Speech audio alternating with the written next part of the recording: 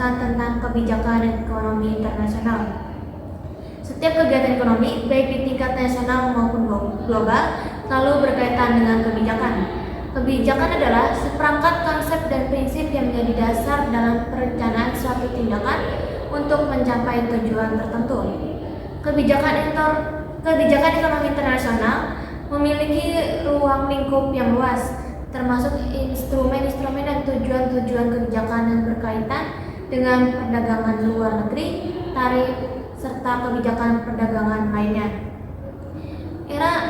Era globalisasi di mana ekonomi dunia semakin saling terkait, dampaknya terlihat dari adanya peningkatan terhadap arus perdagangan barang dan uang antar negara. Batas-batas menjadi kurang relevan, terutama dalam hal perpindahan uang dan investasi, sehingga setiap negara melakukan berbagai upaya untuk mendapatkan manfaat besarnya dari situasi tersebut. Kebijakan ekonomi adalah langkah-langkah yang dipilih oleh pemerintah untuk mengelola aktivitas ekonomi dalam negeri dengan tujuan tertentu. Kebijakan ekonomi internasional dalam ruang lingkup yang luas mencakup semua tindakan ekonomi pemerintah yang berdampak langsung atau tidak langsung pada ekspor dan impor barang atau jasa. Beberapa kebijakan mungkin dirancang untuk menangani masalah internal jika mereka mempengaruhi perdagangan luar negeri, maka mereka dapat dianggap sebagai kebijakan ekonomi internasional. Secara teoritis, dengan manajemen yang baik dan transparan, kebijakan ekonomi terbuka bisa mempercepat pertumbuhan ekonomi. Kebijakan ekonomi internasional merupakan serangkaian tindakan yang diambil oleh pemerintah untuk meningkatkan pendapatan negara melalui peningkatan ekspor dan mengatur impor.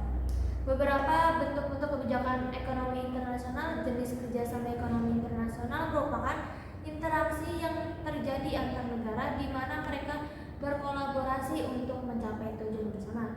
Adapun 4 macam berdasarkan bentuknya. Yang pertama, kerjasama ekonomi bilateral. Yang kedua, kerjasama ekonomi regional.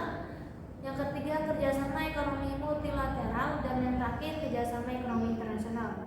Adapun tujuan kebijakan ekonomi internasional. Yang pertama, autarki adalah tujuan yang berlawan dengan prinsip perdagangan internasional, di mana negara berupaya untuk menghindari pengaruh ekonomi, politik, atau militer dari negara lain. Yang kedua, kesejahteraan merupakan tujuan yang berlawanan dengan autarki, di mana negara mendapat manfaat dari perdagangan internasional melalui spesialisasi dan peningkatan kesejahteraan.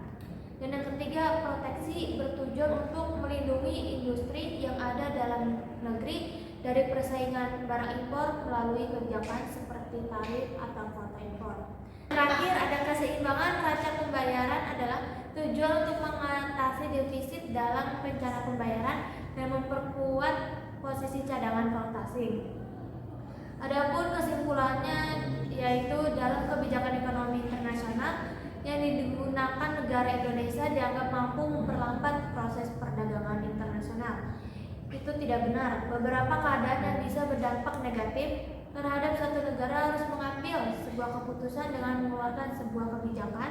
Demikian demi untuk melakukan perlindungan terhadap kepentingan internal suatu negara. Dilihat dari sisi pemenuhan atau percukupan suatu kebutuhan negara. Sekian materi yang bisa saya jelaskan. Kurang lebihnya mohon maaf. Wassalamualaikum warahmatullahi wabarakatuh.